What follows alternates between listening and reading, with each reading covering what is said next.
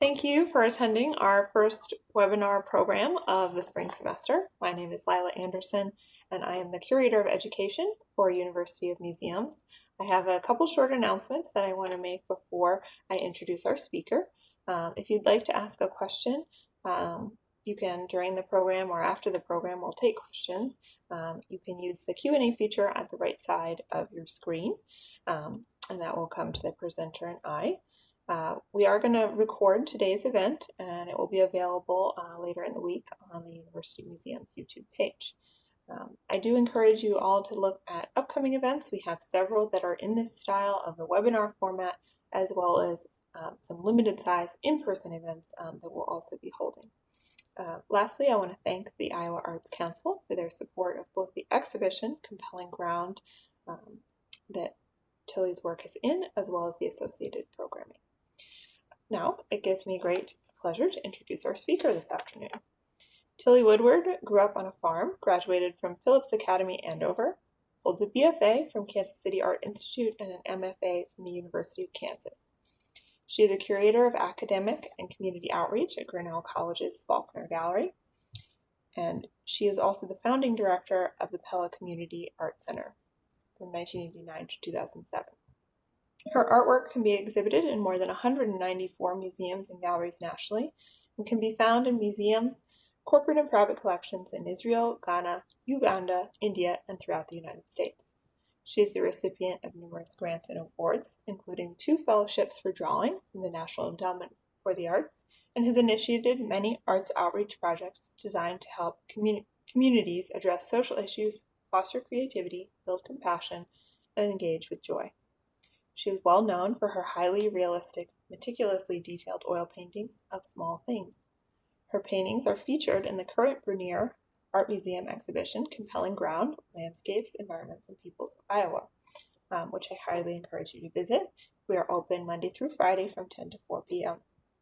We're delighted to have her here today. So now I'm going to turn it over to Tilly. All right. Well, I want to thank you all for having me here today. I want to thank everyone for coming together to share this time with me. And I'm going to start by sharing my screen here. And let's bring up my PowerPoint. There we go. I'll click on this one.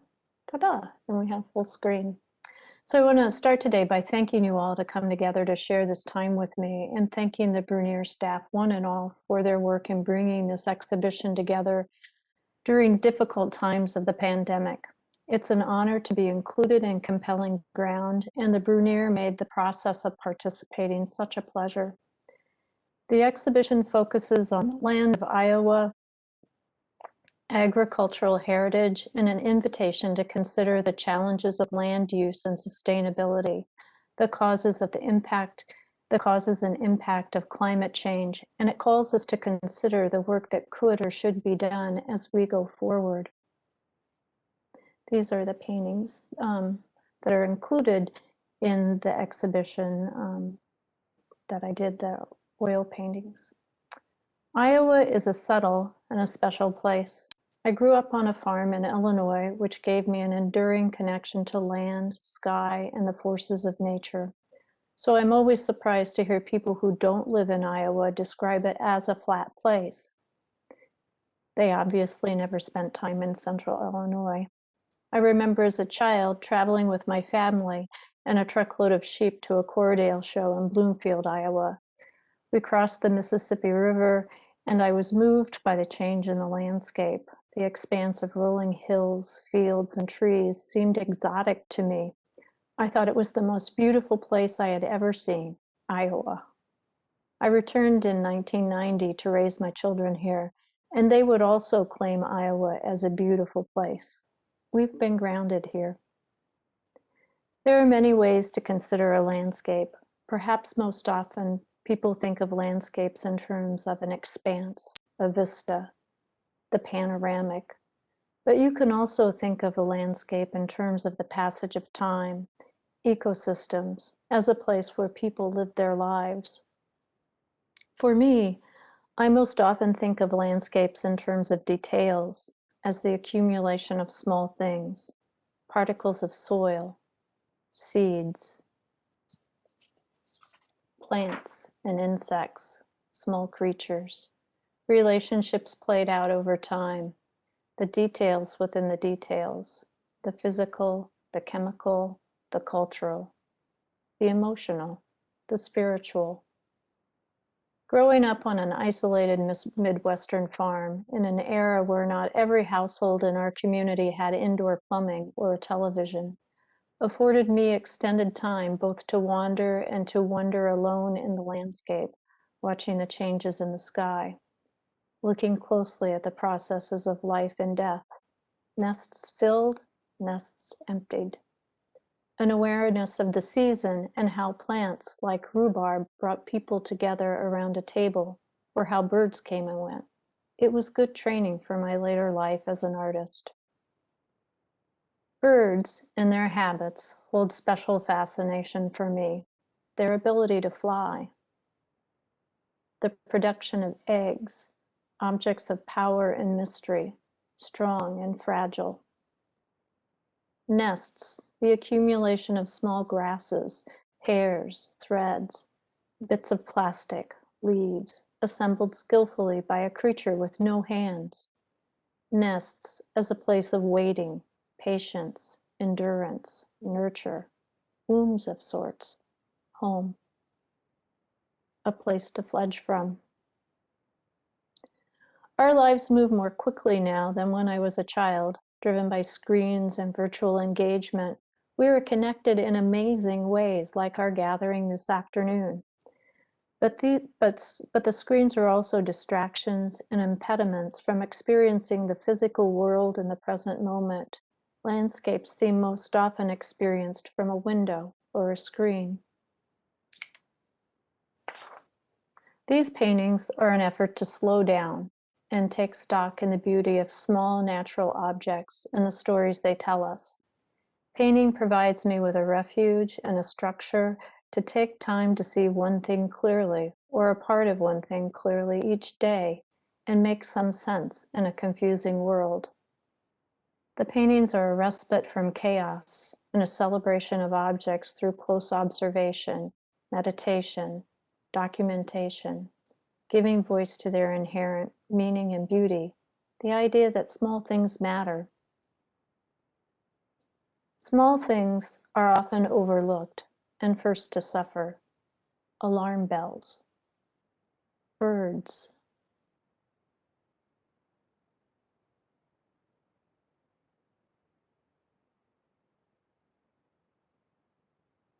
bees,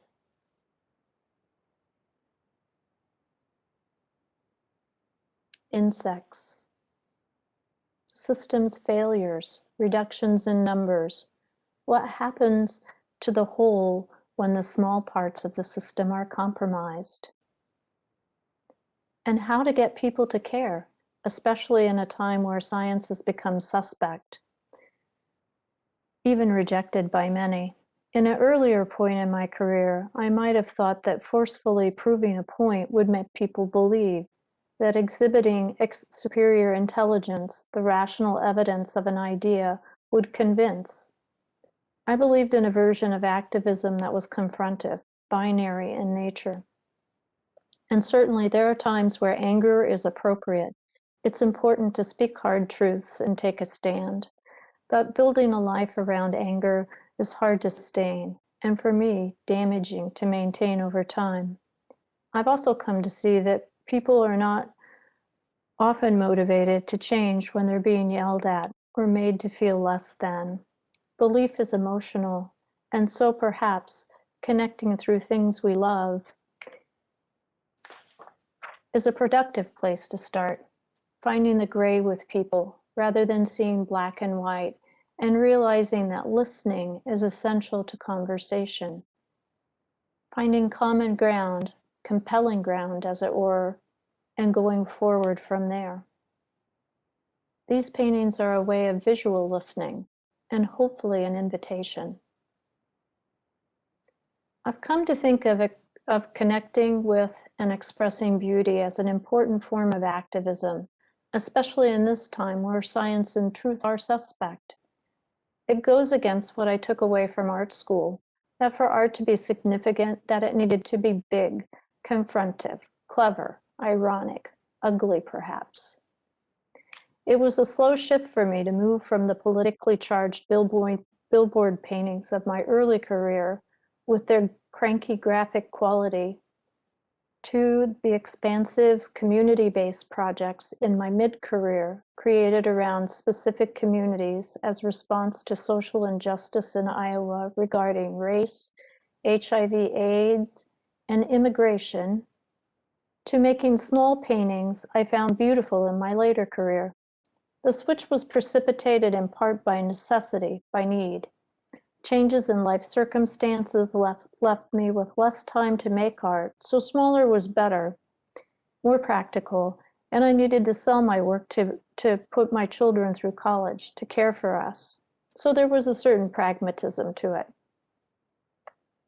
Was beauty enough, though, I wondered? Did focusing on beauty make the work less than? Was there any significance to these pieces? It was a process to let that worry go and to give myself permission and to proceed. Over time, I realized that beauty, connecting with beauty, had saved me at several key moments in my life. Art, after all, helps us process what is most difficult in life, and importantly, connects and reconnects us with beauty and joy. For me, making art is a private act, a singular performance, and the painting is the evidence of thought, feeling, actions, its leftovers, an anchor of beauty and love. And I found as I get older that I care less about perception and feel freer to do what my heart calls me to do, which these days is quiet contemplation. One of the reasons I paint is because words are not easy for me. Their linear quality often foils my layered thinking, feeling, seeing, and a painting, the sum of many parts, forms a much more satisfying gestalt. Colors, shapes, lines, a carefully balanced composition, the presentation of a single object, or the relationships between two objects and the meanings they suggest. The appeal of an object moving from the darkness to be revealed, the construction of metaphors. Light is reflected off an object and passes through the lens of my eyes as I paint. I consider, process. The light reflected from the painting passes through the lens of the viewer's eye. The viewer considers, processes, a curious relationship. Object, artist, painting, viewer. I'm interested in the way the objects hold meaning and memory, represent people or places, past and present, the way they tell a story, by themselves or together, and the way they invite other people to tell stories of their own. Private motivation meets interpretation. Hopefully, I've created enough of a scenario for meaning making to happen. I started painting in 1999 after working pretty exclusively in pastels for 20 years. With my very first one, I wondered why I'd resisted the idea of painting for so long. It was like coming home. I loved everything about oil paint, the way it moves across a surface, the way it blends, the way it captures light, the way it smells. When I first started painting, I was working at large scale, doing a series of portraits for the lieutenant governor about immigration in Iowa. It took me some time to learn to paint small. Things got better one day when I took a razor to a brush. I thought this brush was pretty tiny, but I rimmed it so just the core was left. A revelation. Big painting, big brushes, small paintings, small brushes. Slow learner, but persistent.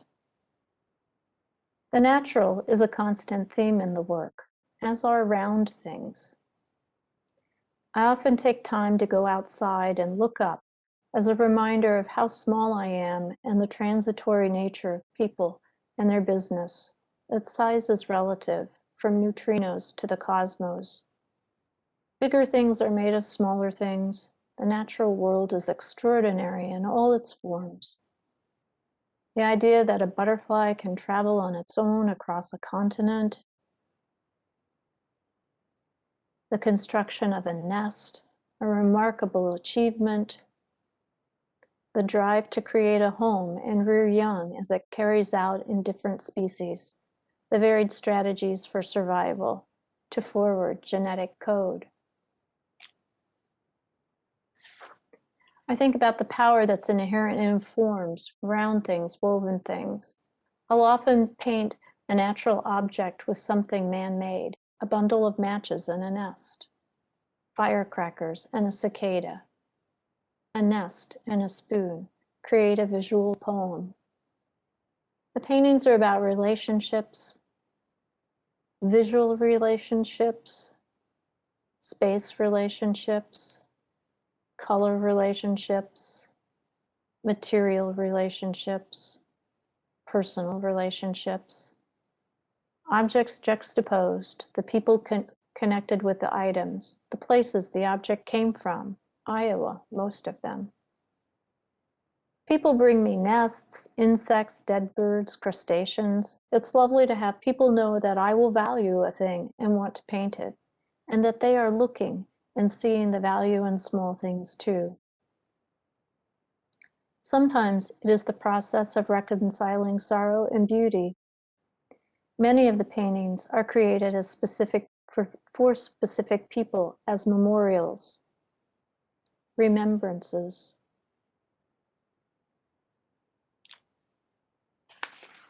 Sometimes as centering objects of comfort after a trauma. I love to paint because I find something beautiful or compelling, but it's always a special honor to create a thing of beauty for someone else, to help them tell a story that they need to tell. The paintings are about patience, about process, about the effort it takes to paint the spaces between, patience with myself, the discipline to sit still and focus for an extended period of time and let the world go. The paintings are about witnessing, which is a complicated word that could mean to see, to be present at, attend, behold, to have knowledge from personal observation or experience, to profess faith. Perhaps art is insignificant. A painting is just some oil and pigment moved around on a surface after all. But I also think it can provide a structure for people to come together for a conversation that might have been otherwise impossible to have, or a marker to help them find their way, to reorient.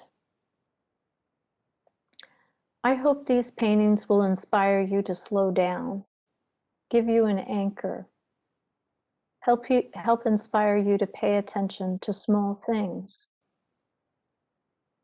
to appreciate and be moved by the complex wonder that is our world, to connect to the natural, to let yourself feel that connection in an expansive way, and to help you find a way to appreciate the place you are, whether that is Iowa or somewhere beyond. Thank you. Thank you so much, Tilly. That was wonderful. We do have lots of questions, and so I will start that process and read those to you. Yeah, but what we know about, the impact of tiny things, like you might think a bee is not a big deal, but if bees are not around to carry pollen, what happens in terms of our ability to have plants go, have crops that are germinated. The idea that pollen, a teeny tiny thing. So in that regard, like thinking of the small, the accumulation of the small, and the impact that has over time for the entire system, I think that's something that I do consider as I paint. Thank you. You got another question about just how your technique and how amazingly true to life they are. So the participant is wondering if you can talk a little bit about your technique for how do you create such verisimilitude in the in the paintings? I think one way that I achieved that, there are several things. One is practice. I mean, I'm in my 60s now, so like developing an eye over time. I think the other thing is familiarity with the objects that I'm painting. There are things that I've lived with, studied, um, care about. My first chicken, when I went back to being a chicken owner again. So I think that that's part of it. I think also, though, one thing that's been important to me when I paint is that I don't think of it necessarily as the hummingbird, the beak, the whatever it is. I tend to think about the things very abstractly in terms of shape, texture, color relationships, positive, negative, patterning. Um, and so breaking the things down in that way, I think really helps. Um, I've I've got a keen eye for color that's developed over time. And that was one of the things that was a real delight about working in the oils was the way that they blend is so beautiful. So it really, I feel like, leveraged the way that color worked. Does that help? Does that, I don't I know. mean, I think that was a good answer. um, so you actually, I want to ask I'm going to ask two questions at the same time because I think they're both sort of about background. So one is that black background that you have on many of the works of art a single layer of paint? And then kind of question that's similar is, have you ever painted like the sky or a different space around the birds instead of the background? Yeah. So black is a complicated color, and if you get a tube of black, say Mars black, and you open it up, to me that is a really flat kind of black. And so these blacks that I have in the background are not actually black. They're a combination of Prussian blue and what else do I use? What's that red pigment that I'm blanking now, but a combination of a red, a blue, a dark green, and a brown. And sometimes I switch it up depending on the way that I want the color to feel. So like this one had a lot of alizarin crimson. So it had a blue field that went down first and a transparent alizarin crimson field that went down on that.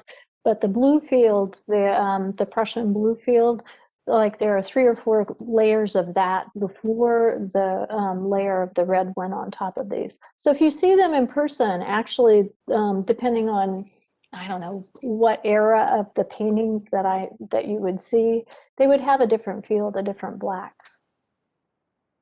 Yeah, and in terms of having the blue in the background, um, like in the past, I did things that were more compositional, but I really think at this point in time, for right now, I'm pretty interested in the idea of an object that's emerging from darkness most of the time, or setting up a situation like this one where I have 3 objects that sort of balance each other and create a conversation because of the differences of what they are.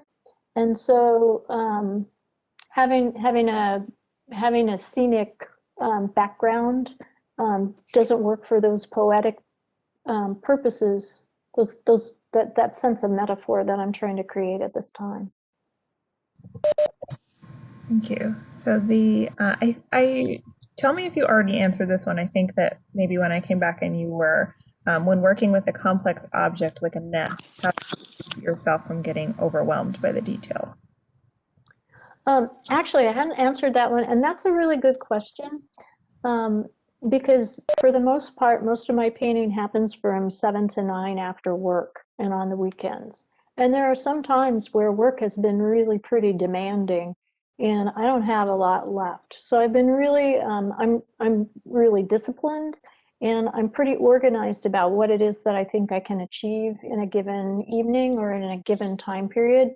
So sometimes it might be focusing only on negative space. So like if I've had a pretty tough day, just concentrating on these itsy bitsy little black pieces that are in between where the nest parts weave over, that's good. Or if it's been a good day and I'm pretty ambitious, I might say, oh, I'm going to take on the center section because it's got a different feel. So I'm going to work on that. So isolating tasks has been a good strategy for me. And the next one I can kind of answer and sort of point to what's behind me, but just wondering about the gray background. And so the gray background is part of the PowerPoint presentation. So if you look behind me, the paintings, the black is the edge of the paintings. And then how small are they? And that is a real downfall of the WebEx program, is you can't see the dimension, but they're fairly little. I don't want to speak for these. I mean, are they like 8 by 10 or 8.5? You know, they're almost like paper size. Yeah, most of them are 8 by 10-ish at the largest, and then some of them are actually very, very small. So like they might be 3 inches by 3 inches. And for the most part, I am painting things at the scale that they are. So they have this one-to-one correlation for scale. And then following up on some of the technique questions, how long does it take for you to make a painting? It depends on the painting because different some paintings go smoothly, and for whatever reason, the paint goes on beautifully and you understand the color and the structure makes sense to you. And there are other times where it's a painting that you've worked on similar paintings before and you just struggle with. And sometimes I think it just has to do with where you're at a given time. But depending on size, depending on complexity, between like 3 weeks and 2 months, sometimes longer. I'm a little bit more patient about, like, I never used to work on more than one piece at a time.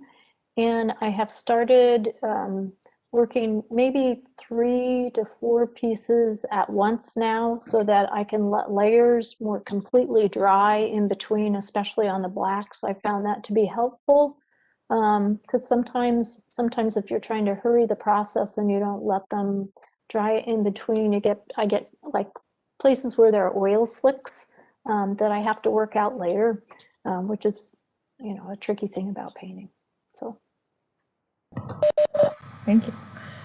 So kind of going in a different direction, how do you think your community work with children impacts the small paintings or your painting process? The community work, especially the work that I do with children, gives me a lot of pleasure in life. And I love the way that especially young children are pretty fearless about expressing what they need to express. So especially when I was making that shift between more political work, more community-based work that was larger in nature, and focusing in on these small things, just their sense of permission in terms of the expression that they need to do was a good thing for me to witness and to pay attention to. Yeah, I think it's just a good thing to witness and to pay attention to in general. Yeah. And then I think also reinforcing this idea that that when you're out in the world, figuring out ways that you can be gentle in terms of building conversation with people, that's also been a good takeaway working with kids over the years. Wonderful. And I think I'm getting everything. Well, there's one in the chat. If you could talk about the memory paintings that you do. So I'm trying to guess which one that might be. What's a good one? All of them are memory paintings to a certain extent because they have to do with people. But like this one is particularly about memory. And so it's a variety of objects. When my aunt passed away and I was settling her estate and going through her drawers, there were things that I found that I expected. There were things that I found that I didn't expect. And so I put together this composition that has a number of things from a variety of generations and some chicken bones, because bones in your closet, you might have some. And this object in the center, which is this wizened potato that I'd been watching as it transformed on the windowsill by my sink, and I would see it daily as my aunt was going through the process of leaving her body. So one of the things that I found in her drawer was she had these 10 Commandment medallions, but she had two for thou shalt not covet thy neighbor's wife, which I thought was interesting. She had one of each, but she had two for that. So some memories there. A great-great-grandfather's watch, a great-grandmother's hand from her hand collection. This is a pocket ruler that my great-great-grandfather carried around with him. So a variety of things and how they come together. And you look at the past and you think about where it is that you came from. Wonderful. Well, I think, I hope that I've gotten everything. I think I've gotten all of the questions in the question and answer in the chat. You definitely have some compliments in there too. Some applause, beautiful work. Thank you. Thank you for sharing your work. So, but I don't see any other questions. So, I think I will wait a moment to see if I have any more, but I think that's what we have. So, all right. So much for, oh, wait, one more. Do you have any biology or life science in your background? I do not. But I would say growing up on a farm really kind of sank that connection between observation and an engagement with the natural world and the processes of the natural world that has been foundational for me. Yeah. A farm is a rich place to grow up. We did get actually some more as you were answering the questions. So I feel like this is a good thing about the webinar format. It's very easy to ask lots of questions, which is nice. So when you switched to oil paints, did you immediately go to the small objects on dark backgrounds? I understand the small exigency of time, but how did the dark background and floating object idea arise? Yeah. So when I switched to oil paint, it was for this project that I did with the lieutenant governor in 1999. I created these paintings as the backdrop for a conference, the Faces and Voices of Iowa, which that year focused on issues of immigration in Iowa. And so it was a curious thing. I was commissioned to do 6 portraits. So here's one of them. This is Xylee, who is originally from Laos. And this is Simon Zadorf, who worked in Postville. And this is Jafar Moghadam, who lives over near Iowa City and taught art for a long, long time. So for whatever reason, I decided that it would be easier to do these in oil paint than to do them in pastel, which I had been working pretty exclusively in for the last 20 years. And it was just an irrational leap on my part, but one that I am really happy that I made. The black backgrounds and the small, as I made that shift from large to small,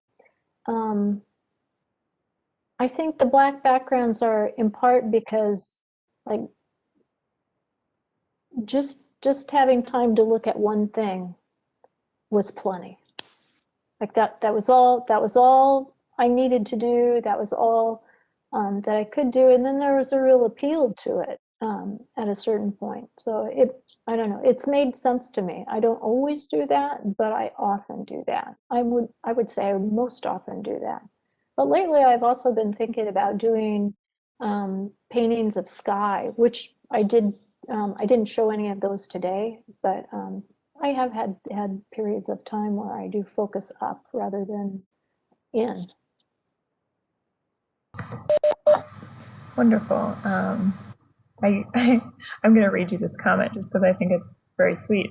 As a biologist, you have appeared to capture lots of really great biological detail. So I think that's the same person who asked the science background question. And then you have one that says beautiful, well, two that say beautiful work. So I think we have the attendee list for our webinar today. Well, I think that is all of our questions. I do want to thank you so much. I wish we could hear, like a round of applause going for you. But I'm sure all these people would be doing that. I do encourage everyone to come and see Tilly's paintings in real life. They're really magical to be able to get up close to and really look at that incredible detail and color that she was describing for us. And again, thank you so much, Tilly. We'll work on getting our recording figured out for today, and we really appreciate your time. Thank you so much for having me. And thank you to everyone for coming. I really appreciate it, even if I can't see you. Yes. Well, I'm going to close us out here, so it will all kind of end out. But thank you so much. And take care, everyone.